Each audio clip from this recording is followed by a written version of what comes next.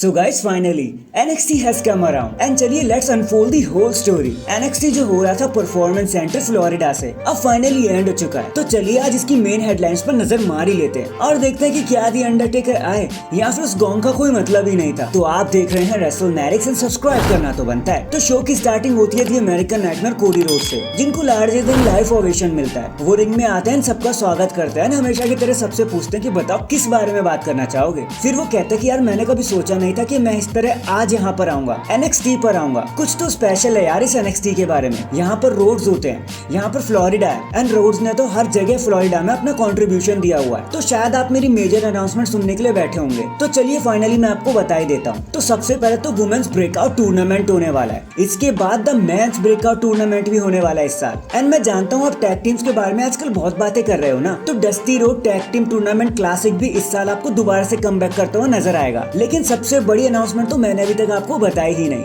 तो चलो वो भी बता देता हूँ कि शॉन माइकल ने ही आज मुझे बनाया है स्पेशल गेस्ट जनरल मैनेजर।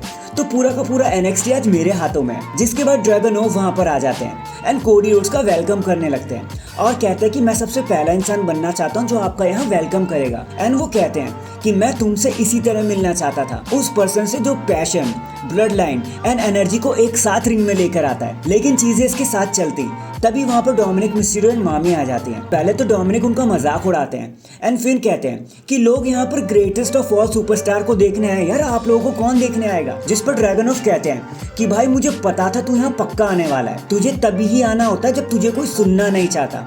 लेकिन कोई बात नहीं, मेरे पापा प्रिजन में काम करते थे तो मैं अच्छे से जानता हूँ कि ये जो लातों के भूत होते हैं ना, इनको स्वीट पपीज कैसे बनाया जाता है। डॉमडम इस बात पर बहुत गुस्सा करते हैं। तो कोडी रोड्स कहते हैं तो इसका मतलब मैं क्या समझूं, आपको टाइटल डिफेंड करना है। तो रिया रिप्ली कहती हैं कि ये हमारा ऐसा कोई भी इरादा नहीं है, हम अभी अभी तो टाइटल जीते हैं, हमें क्या फर्क पड़ता है। जिस पर ड्रैगनोव कहते हैं कि यार today is all about celebration and ये सेलिब्रेशन तो और भी बेहतर बन जाएगा जब मैं डॉम का मुंह सच में हमेशा के लिए बंद कर दूंगा। एंड कोडी रोड्स इमीडिएटली इस मैच को ऑफिशियल भी कर देते हैं फॉर द चैंपियनशिप। लेकिन कोडी रोड्स कहते हैं कि भाई सुनो, मुझे पता है judgement day is all about the numbers, तो how about a special guest referee. And वो so called mega star LA Knight को स्पेशल गेस्ट रेफरी बना देते हैं इस मैच के लिए। देन हमें the empress of tomorrow Asuka का मैच देखने को मिलता है अगेंस्ट पेरिस के साथ, जहां पर शॉर्जी ब्लैकहार्ट भी कमेंट्री टेबल पर बैठी होती है अपनी कमेंट्री देने के लिए। मैच तो एज एक्सपेक्टेड बड़ी आसानी से थ्रस्ट किक लगाकर आस्का जीत भी जाती हैं। लेकिन मैच के बाद वहां पे कियाना जेम्स आ जाती हैं जो रॉक्सैन पर अटैक करने वाली होती हैं, लेकिन शॉर्जी ब्लैक आकर उनके बीच में खड़ी हो जाती है और ऐसा होने नहीं देती। देन हमें बैक स्टेज में कोडी रोड्स दिखाए जाते हैं तो डीएंजेलो के साथ होते हैं, जहाँ डीएंजेलो कहते हैं कि भाई एक बहुत बड़ी प्रॉब्लम आ गई है। तो कोडी रोड्स कहते हैं कि यार आज मैं जनरल मैनेजर हूँ तो प्रॉब्लम नहीं सिर्फ और सिर्फ सोल्यूशंस होंगे। सो नेक्स्ट वीक एक टैग टीम बैटल रॉयल होने वाला है। अगर एक पर्सन टैग टीम में इलिमिनेट हो गया ना तो पूरी टीम ही इलिमिनेट कर दी जाएगी एंड उसके बाद जो दो टीम लास्ट में बच जाएंगी उनका एक ट्रेडिशनल टैग टीम मैच होगा नॉर्मली। वो कहते हैं कि यार इससे मुझे मेरे फादर के आइडियाज की याद आ गई। वो इस मैच को कहते थे बाड़ा बूम, बाड़ा बिग बैटल रॉयल। एंड ये मैच अगले हफ्ते के लिए बुक भी हो जाता है एंड देन ये सेगमेंट यहीं पर खत्म हो जाता है। देन हमें the 16 time world champion John Cena देखने को मिलते हैं, जिनका आज फर्स्ट टाइम था NXT में। जॉन सीना इसको मेंशन करते हुए कहते हैं कि this is the most street cred he has gotten in 15 years. तो वो कहते हैं कि यार NXT को सब फ्यूचर समझते हैं ना, बट उनको दिखाई नहीं देता कि NXT आज इतिहास रच रहा है। कोडी रोड GM बन चुके हैं, एले नाइट रेफरी बन चुके हैं, एक पब मैच में हमें देखने को मिला, और क्या चाहिए यार। I am still waiting for my pint. See यही मजेदार बनाता है NXT को, ठीक है। हर ट्यूसडे को आपको यही सब देखने को मिलता है। ये एक दिन का मोहताज नहीं है कि एक दिन हो गया एंड देन खत्म। NXT ये हर रात करती है। सीना कहते हैं कि मैं ऑनर करता हूं कि मुझे यहाँ पे स्पेस शेयर करने का मौका मिला और मैं जानता हूं मैं यूनिक भी नहीं हूं, इसलिए LA Knight and Cody Rhodes भी आज की रात में यहाँ पर आए हुए हैं। देन सीना सबका शुक्रिया कहते हैं एंड शुक्रिया करते हुए कहते हैं कि आप सभी का शुक्रिया कि मैं यहाँ पर आया तो आपने इस तरीके का माहौल मुझे बना कर दिया। मैंने इसकी उम्मीद भी नहीं करी थी। लोग यार स्मैकडाउन और रॉ पर जाने की बातें करते हैं, लेकिन असली किस्सा तो यहाँ पर है क्योंकि वी आर NXT। इसलिए जब कार्मेलो ने मुझे बुलाया तो मैंने झट से हाँ कर दिया, कुछ सोचा ही नहीं। लेकिन तभी वहाँ पर ब्रॉन ब्रेकर आ जाते हैं। वो जॉन सीना को सरकास्टिकली थैंक्स कहते हैं यहाँ पे आने के लिए और कहते हैं कि ये एक बड़ी रात है NXT और WWE बिजनेस के लिए। लेकिन एक बात जान लो यार, यहाँ पर कोई भी जॉन सीना को देखने नहीं आया, यहाँ पर सब ब्रॉन ब्रेकर को देखने आया। कि यार कितना बेवकूफ बनाओगे लोगों को ये कहकर कि कार्मेलो आज जीत भी सकते हैं, यार वो नहीं जीत पाएंगे।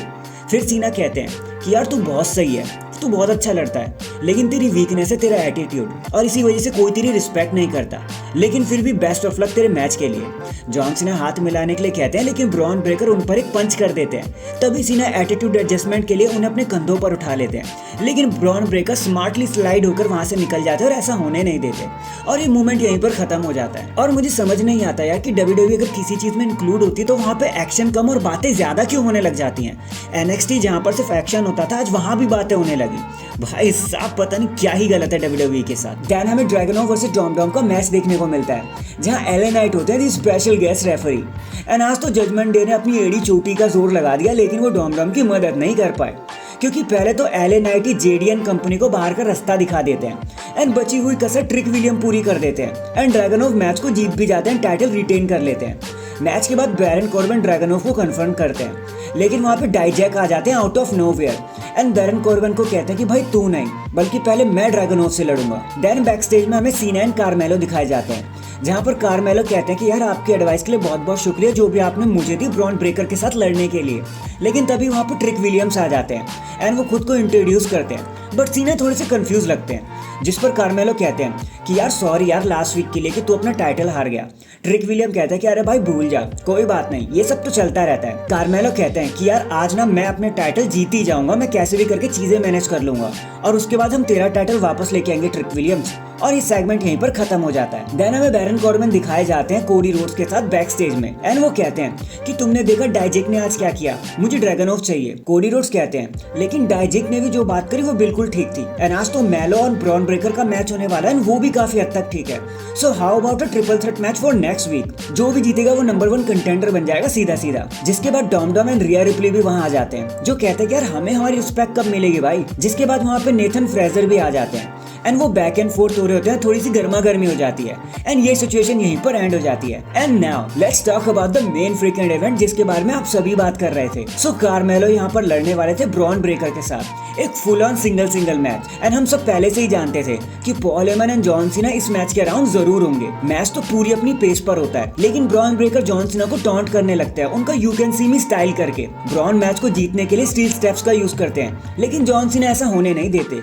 लेकिन इसका खामियाजा सोलो सिकोवा को जरूर भुगतना पड़ता है, जिसकी वजह से कार्मेलो अपना कोड ब्रेकर लगाकर मैच को जीत जाते हैं। लेकिन ये खुशी ज्यादा देर तक नहीं चल पाई, क्योंकि मैच के बाद ब्रॉन ब्रेकर गुस्से में कार्मेलो को एक स्पीयर ठोक देते हैं एंड अपने एक्शन को एक्सप्लेन करने ही वाले होते हैं कि तभी वहां पे अंडरटेकर का गॉन्ग बज जाता है एंड हमें देखने को मिलता है फाइनली दी अंडरटेकर का रिटर्न। और हमें समझ में आता है कि वो रूमर सच थे जो अंडरटेकर के बारे में आ रहे थे, उस गॉन्ग का रियलिटी में कोई मतलब था। टेकर अपनी बाइकर स्टाइल में रिंग के अंदर आ जाते हैं, ब्रॉन ब्रेकर को कन्फ्रंट करते हैं। ब्रॉन ब्रेकर उन्हें रोकते हुए कहते हैं कि भाई टेकर मेरी एक बात सुन, तेरी प्रॉब्लम क्या है, तू यहाँ बार बार क्यों आ जाता है भाई, तुम एक ओल्ड टाइमर हो एंड तुम्हें वापस चले जाना चाहिए और बार बार यार्ड क्लेम करने का मतलब ही क्या है, इट्स ऑल ओवर, अभी सब मेरा है। तो टेकर माइक लेते हुए कहते हैं कि बेटा तू एक दिन बहुत बड़ा बनेगा, लेकिन वो एक दिन आज नहीं है। एंड अंडरटेकर उन्हें फटाफट से चॉक स्लैम लगा देते हैं, ब्रॉन ब्रेकर को ढेर कर देते हैं और वो कहते हैं कि देख एक फ्री की एडवाइस लेता जा, तुझे हमेशा से पता होगा कि बिजनेस में ओल्डर बैडर और बिगर बैडेस्ट पर्सन तो होते ही होते हैं, हमेशा से रहेंगे, लेकिन अभी अभी तू उन सबके बाप से मिला है। एंड डैंग यार, इसी हैवी वर्डिंग के साथ ये चीजें यहीं पर खत्म हो जाती है, NXT एंड हो जाता है। वैसे सच में WWE ने जितनी चीजें एडवर्टाइज करी थी ना वो सब की सब दिखा दी। हालांकि यहाँ भी बातों का सिलसिला कुछ ज्यादा हो गया, लेकिन जैसे अंडरटेकर आए ना तो मैं सारे गिले शिकवे भूल गया यार। वैसे आपका आज के शो के बारे में क्या कहना है, क्या ये शो AEW के डायनामाइट को हरा पाएगा? कमेंट करके जरूर बताना। एंड चैनल पर नया है तो चैनल को जल्दी से लाइक एंड सब्सक्राइब कर दो। बाकी मैं मिलता हूँ आपसे किसी और अपडेट के साथ, तब तक के लिए अपना ख्याल रखें और खुश रहें।